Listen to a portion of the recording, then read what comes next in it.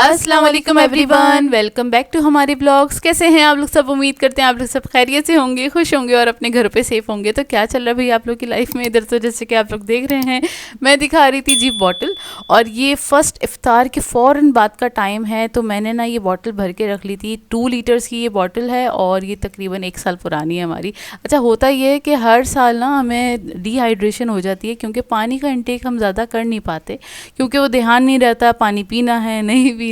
तो ना मैंने ये निकाली थी, मैंने बोला ये फ़ौरन इफ्तार के बाद मैं भर के रख लेती हूँ और कोशिश करेंगे हम कि सहरी टाइम तक ये हमारी बॉटल ख़त्म हो जाए, हम पानी पी लें, क्योंकि पानी पीने का हमें ना याद नहीं रहता पता नहीं क्यों पानी पीना हम भूल जाते हैं और उसमें ना बड़ी प्रॉब्लम भी हो जाती है।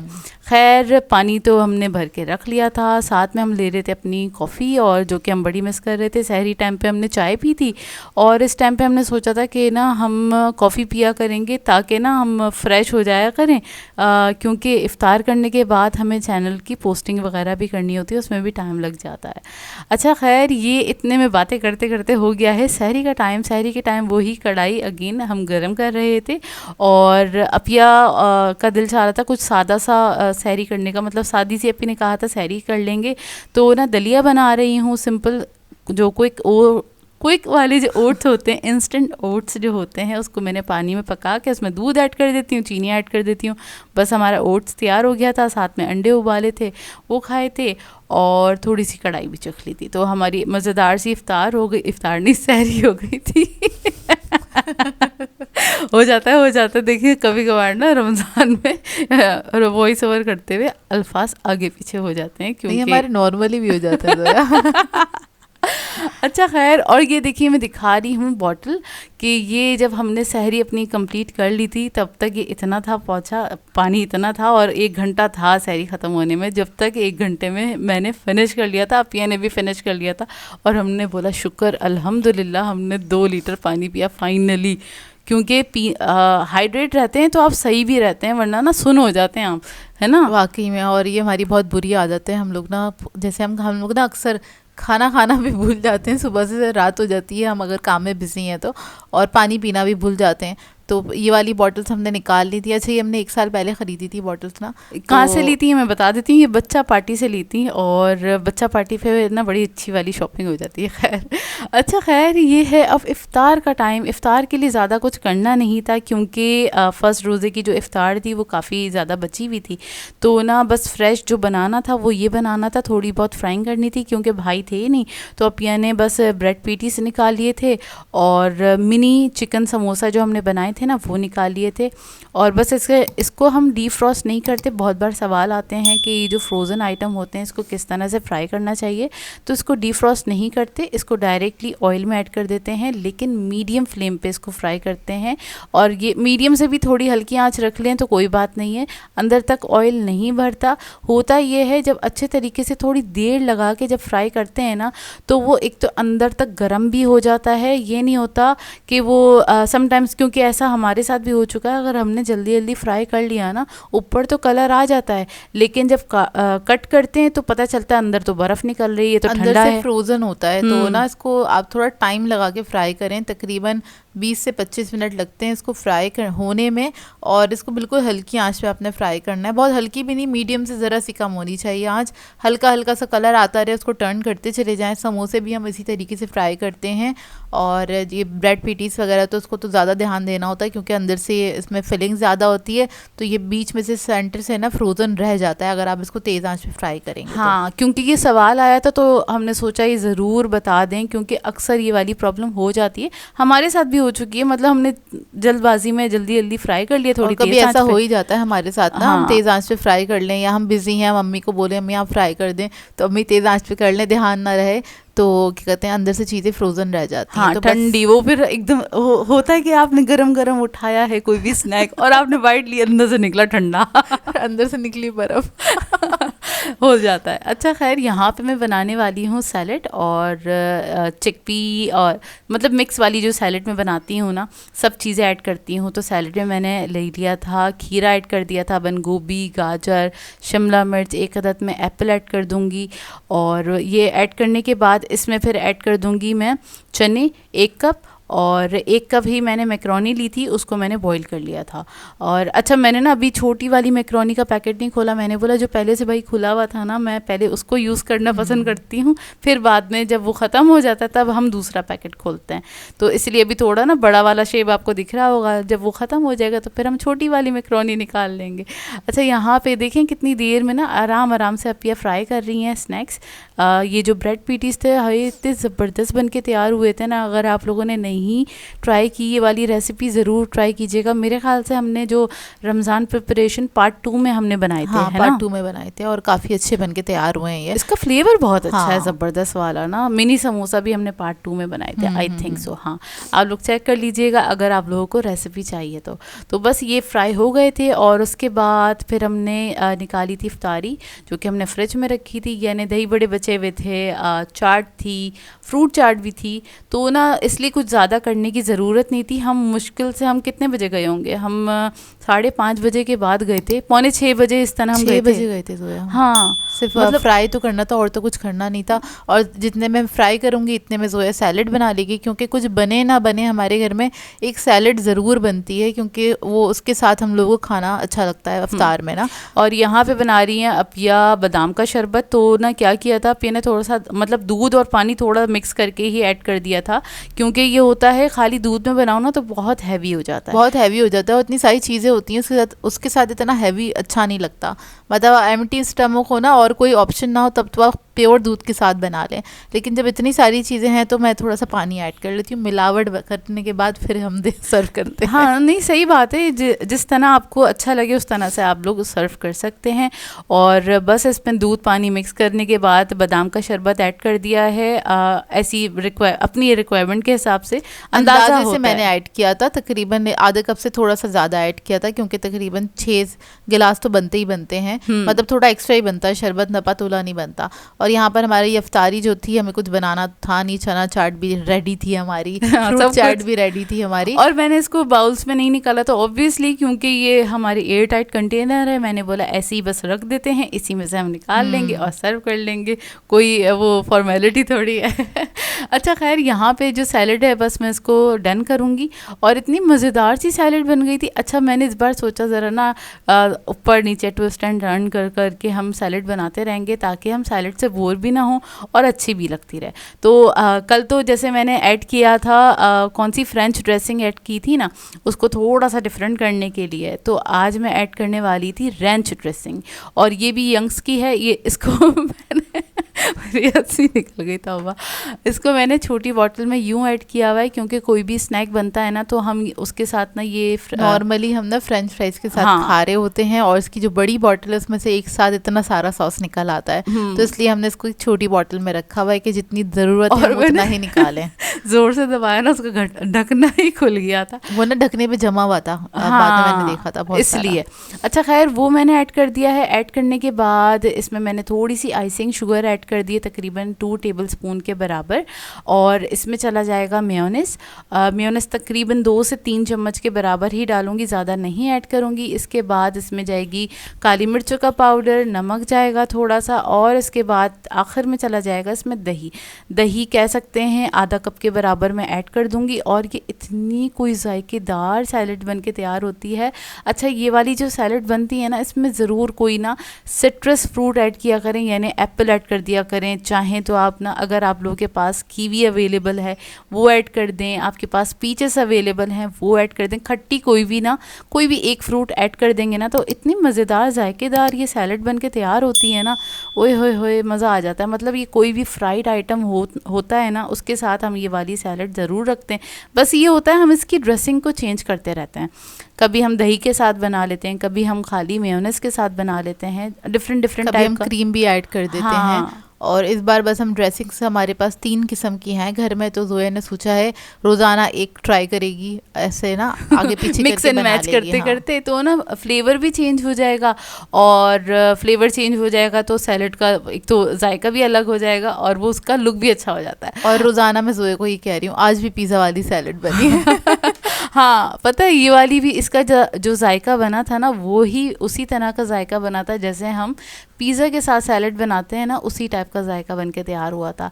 अच्छा, इफ्तार के लिए क्या क्या था, चने की दाल का हलवा हमने गरम कर लिया था, हमारी चना चाट थी, फ्रूट चाट थी, दही बड़े भी थे, और ये है जी हमारी सैलड, और इसके अलावा शरबत था, और ये हैं हमारी खजूरें, और फिर आखिर में आ जाते हैं हमारे ब्रेड पीटीज और समोसे। तो माशाल्लाह माशाल्लाह बहुत अच्छी सी इफ्तार हो गई थी, ज़्यादा एफ़र्ट भी नहीं करना पड़ा, क्योंकि एक दिन पहले एफ़र्ट कर लो ना, अक्सर ऐसा हो जाता है कि ना अगर हमने अच्छे से किसी दिन इफ्तारी बनाई है ना तो वो दूसरे दिन भी चलती है। क्या आप लोगों के अभी ऐसा होता है? ज़रूर बताएगा। अच्छा, कुछ लोगों का एतराज़ होता है कि नहीं भाई हम दूसरे दिन तक नहीं चलाएंगे, लेकिन भाई हम तो चला लेते हैं और अच्छा जाहिर भी सी लगता बात है, है। खाई नहीं जाएगी तो उसको फेंकेंगे थोड़ी, वो दूसरे दिन ही इस्तेमाल होगी ना। तो हम्म। हमारे यहाँ तो इस तरह से चलता है, जैसे कि सालन भी अगर बच गया है तो दूसरे दिन हम मम्मी को मना कर देते हैं कि अम्मी नहीं बनाए, इतना सारा है और आप रेस्ट करें। हम कहते हैं आप रेस्ट करें। आप रेस्ट करें, बस खाना बना हुआ है, अब आपको कुछ करने की ज़रूरत नहीं है, बस हम गरम कर लेंगे और सब कुछ हो जाएगा आराम से। और बस ये थी हमारी इफ्तारी। आप लोगों को कैसी लगी कमेंट करके बताएगा। और आखिर में ज़िम्मेदारी आ जाती है गिलासेस भरने की, जो कि मेरे पर होती है क्योंकि मैं जग के पास बैठती हूँ। कितनी बुरी बात है। इत्तेफाक होता है ये ना, डेली हम लोग ऐसे ही करते हैं। वो ना हम सब चीज़ सेट कर रहे होते हैं ना, तो वो जोया के पास चला जाता है ऑटोमेटिकली जग। तो फिर मुझे निकालने पड़ते हैं, सबके गिलास भरने पड़ते हैं। अच्छा जी, मैं अभी नमाज पढ़ के फ़ारिग हुई हूँ और दुआ कर रही थी, तो फिर दुआ करते हुए ख़्याल आया, सोचा मैं आप लोगों से डिस्कस करूँ। होता है ना कि दिल की बात शेयर कर लेनी चाहिए, उससे होता ये है थोड़ा हल्का हल्का हो जाता है। अच्छा, होता ये है कि ना हम ना दुआ बहुत मांगते हैं, जाहिर सी बात है, अल्लाह से कहते हैं अल्लाह हमें बख्श दें, हमारे गुनाहों को माफ़ कर दें, हमारे रिस्क में इजाफ़ा फरमा दें। सही, दुआ तो हम करते हैं और करनी भी चाहिए, लेकिन क्यों ना हम ये क्यों नहीं करते कि हम अपने अमाल पे भी ज़रा गौर करें और अपने अमाल को थोड़ा बेहतर कर लें, और ये ना करें कि लोगों की दिल आज़ारी ना करें। जितना हो सके हम लोगों की दिल आज़ारी ना करें। जबकि ऐसा होता है आजकल, जैसे माहौल चल रहा है, सब कुछ इस तरह का हो गया दौर कि लोग तो जैसे फ़र्ज़ समझते हैं कि दिल आज़ारी करना तो फ़र्ज़ हो गया है जैसे उनका ना। और ये बात मैं यूँ कह रही हूँ, हर साल ऐसा ना होता है, हर साल पहले रमज़ान से स्टार्ट होता है 30 रमज़ान तक पूरा ऐसे ही चलता है। क्या होता है, कोई ना कोई फ़ेक आईडीज़ आती हैं और आके इतनी कोई बदतमीज़ी, इतना ज़्यादा अपना इतना ज़्यादा लेवल गिरा के बात करती हैं। और वो चाहे रिश्तेदार हों, चाहे कॉम्पिटिटर हो, या कोई भी हो, सही है, मुझे नहीं पता कौन है। बहुत सारे लोगों का हमें समझ में आ भी जाता है और समझ में आ जाता है, लेकिन उनका ज़र्फ़ भी दिख रहा होता है कि उनमें कितनी है बर्दाश्त। और सबसे पहले अगर इस्लाम में देखा जाए तो हुकूकुल लिबाद पहले आता है, ठीक है ना। तो हमें दूसरों का ख़्याल रखना चाहिए, ना कि अगर आपको कोई चीज़ बर्दाश्त नहीं हो रही तो आप उस चीज़ को स्किप कर दें। जैसे अगर हमें किसी से मिलना पसंद नहीं होता तो हम नहीं मिलते। अगर हमें वो होता है ना कि ना हम बर्दाश्त नहीं कर पा रहे, तो रोज़े का नाम ही ये है कि आपने बर्दाश्त करना है, ठीक है ना। किसी की तरक्की देख के जले नहीं, किसी से हसद ना करें। इतना ज़्यादा लोग पता नहीं क्यों इतना नेगेटिव होते जा रहे हैं, और इतना गिर के बात, मैंने वो सारे कमेंट्स ना ब्लॉक कर दिए। मैं कमेंट्स पे बात करना भी नहीं चाहती। बात ये है, हर साल आके इतना ज़्यादा गिर के बात करते हैं, और वो कोई सेम लोग नहीं होते। ये वो लोग होते हैं जिनमें ज़र्फ़ नहीं होता, बिल्कुल भी ज़र्फ़ नहीं होता, और वो अपना बैकग्राउंड बता रहे होते हैं कि वो कहाँ से बिलोंग करते हैं। मुझे समझ नहीं आता लोग अपना फ़र्ज़ क्यों समझते हैं इतनी ज़्यादा दिल आज़ारी करना, इतना दिल दुखाते हैं, इतने गंदे अल्फाज, रमज़ान का भी एहतराम नहीं करते, और मतलब कैरेक्टर पे बात करना, और बुड्ढी कहना, आंटी कहना। हमें कोई हम एज वाले वो नहीं है कि हम स्वीट 16 बनने का हमें शौक़ नहीं है, ठीक है ना। लेकिन उसमें ना इतने गंदे तरीके से बात करना, अगर हम डॉक्टर के यहाँ चले गए तो बहुत गंदा प्रिटेंड करवाना कि जैसे हम डबल मीनिंग में लेना। डबल मीनिंग में लेना कि हम सुबह सुबह डॉक्टर के पास चले गए तो कुछ और टेस्ट करवाने गए होंगे और ये करने, मतलब इतना कैसे सोच लेते हैं लोग। रमजान में भी इतना चल जाता है दिमाग। रमजान में क्या पूरे साल ही चलता है। असल में लोगों को अपनी कब्र से डर नहीं लगता। लोगों को अपनी कब्र से डर नहीं लगता। लोगों को ये याद नहीं है कि हमें कब्रों में भी जाना है। और ये वाले लोग पता है क्या कहते हैं, अगर इन लोगों से बोलो ना तो कहते हैं भाई हमें तो अपनी कब्र का हिसाब खुद देना है, आपको क्या, आपको फिक्र करने की जरूरत नहीं है इसके अंदर। तो मुझे समझ नहीं आता कि मतलब हम जो गलत कर रहे हैं हमें करने दो, हमें रोको नहीं, हमें टोको नहीं। और इसी तरह की बात करते हैं लोग। लेकिन खैर मतलब एक चीज़ है ना कि अगर आप में नहीं है बर्दाश्त, या आपके अंदर आप नहीं किसी की तरक्की बर्दाश्त कर सकते, तो भैया आप उस गली से ना गुजरे ना जिस गली में तरक्की याफ्ता लोग रहते हैं। सीधी बात है, ऐसे ही। अब जैसे इसकी सिंपल सी मिसाल ये है, जैसे रमज़ान चल रहे होते हैं और हम कोशिश करते हैं हमें गुस्सा ना आए। ऑब्वियसली हम इंसान हैं, छोटी छोटी बात में भी आ जाता है गुस्सा, और बहन भाइयों में भी नोकझोंक होती है ना, तो ना उस मोमेंट को हम इग्नोर कर देते हैं, हम आगे बढ़ जाते हैं कि नहीं अभी हमें बात करना मुनासिब नहीं है। जैसे कि हमारा मूड खराब है या हमें गुस्सा आया हुआ, कुछ कभी हम इरिटेट हुए होते हैं, तो और हमें पता है इस वक्त हम बात करेंगे तो हमारी ना बहस हो सकती है, तो उस बात को ना हम उधर से हट जाते आगे बढ़ जाते हैं। हम आगे बढ़ जाते हैं कि हम जरा मूड ठीक हो जाएगा, उसके बाद हम सबके साथ बैठ जाएंगे आगे। ताकि हमारी बहस ना हो किसी बात पे, हम अटके नहीं किसी बिल्कुल ऐसी ही बात है। और उसके अलावा ये कोशिश ये किया करें, एक छोटा सा मैसेज है मेरी तरफ से, कोशिश ये किया करें अगर आप नेकियां नहीं कमा सकते तो गुनाह तो ना करें कम से कम। और अगर आपको किसी की तरक्की या किसी का कुछ भी काम बर्दाश्त नहीं हो रहा, किसी का कोई भी अमल बर्दाश्त नहीं हो रहा, आप वहाँ से हट जाएं। आप कम से कम अपना दिल ख़राब करके आप गुनाह कमा रहे हैं, गुस्से में रह के आप गुनाह कमा रहे हैं, गुनाहगार हो रहे हैं, और कुछ नहीं हो रहा। क्योंकि आप जो लिखने में इतनी एनर्जी लगा रहे हैं ना, उससे मेरे ख्याल से 100 गुना ज़्यादा तो नफ़रत आप अपने जहन में और दिल में रखते होंगे, तभी आप कुछ 5% या 10% लिख पाते हैं, तभी वो ना टाइपिंग तक चला जाता है। क्योंकि जाहिर सी बात है आप दिल में कितनी रखते होंगे कि आप लिखते हैं तो आप उसको एक बार ओवरव्यू ज़रूर करते हैं कि आपने एक्चुअली लिखा क्या है, उसके बाद ही आप उसको मतलब सेंड करते हैं, पोस्ट करते हैं। और ये वो वाली बात है ना कि मतलब क्या कहते हैं, जितने भी ये नेगेटिव टाइप के लोग होते हैं ना, सही है, और वो अपनी हसद की आग में जल रहे होते हैं ना, तो बेहतर ये है कि आप खुद ही जल रहे हैं ना, अपना नुकसान खुद कर रहे हैं आप। देखिए अपने आप को जलाएं मत और आगे बढ़ जाएं, कहीं से भी आगे बढ़ जाएं। इतनी ज़्यादा नफ़रत दिखाने की ज़रूरत नहीं है, और किसी का कुछ बर्दाश्त नहीं होता तो देखने की भी ज़रूरत नहीं है। और आपकी नफ़रत दिखाने से या इस तरह के अल्फाज बोलने से हमारी सेहतों पे कोई असर नहीं पड़ेगा। हम अपना काम करते रहेंगे और your kind information for your kind information हम अपना काम करते रहेंगे। और इसी तरह हमारे 5 साल गुजर चुके हैं, अल्हम्दुलिल्लाह अल्हम्दुलिल्लाह। आगे भी बढ़ते जाएंगे, हम 10 साल भी पूरे करेंगे और 1 मिलियन से भी आगे जाएंगे। और हम इसी तरह तरक्की भी करते रहेंगे।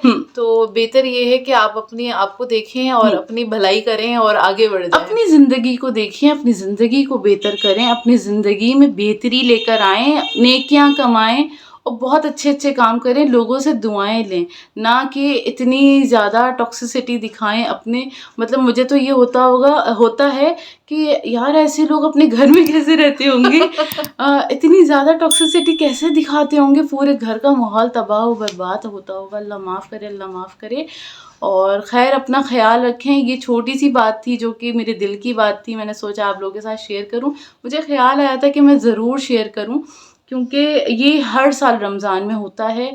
इतने गंदे कमेंट्स, मतलब कोई 1 या 2 आईडीज़ आती हैं, और मुझे नहीं पता वो ख़ानदान वाला है कोई, वो ख़ानदान में से कोई भी ख़ानदान में से कोई नहीं है। वैसे ये हम अपने ननियाल को भी बहुत अच्छे से जानते हैं, ददियाल को भी बहुत अच्छे से जानते हैं। सब लोग अपनी ज़िंदगियों में बहुत मसरूफ़ हैं और किसी के पास इतना फालतू टाइम नहीं है। हमारी ननियाल भी बहुत पढ़ी लिखी है, हमारी ददियाल वाले भी बहुत अच्छे हैं, और हमें पता है सबके हैं, डॉक्टर्स हैं, सब अच्छे इंजीनियर हैं। तो भाई किसी के पास इतना टाइम नहीं है और कोई नहीं इतना फारिग बैठा हुआ। वो लोग हमारे मुंह पे, हमारे मतलब हम मिलते हैं ना, हमें पता है कौन हमें दिल से पसंद करता है, कौन हमें नहीं पसंद करता, और हमें सबकी लैंग्वेजेस का अंदाजा है। और जब आप इस फील्ड में काम करते हैं तो आपको पता होता है। देखिए आप ना जज भी कर लेते हैं, हमें समझ में आ जाता है। हम जज ऐसे कर लेते हैं कि ना हमें टाइपिंग के अंदाज से पता चल जाता है ये कौन है। और इवन जो लोग मानते हैं या सोचते हैं कि हम कॉम्पिटिटर हैं इनके, जबकि वो कॉम्पिटिटर के टेबल पे भी नहीं है, मतलब उस दायरे में भी नहीं आते। हाँ। अभी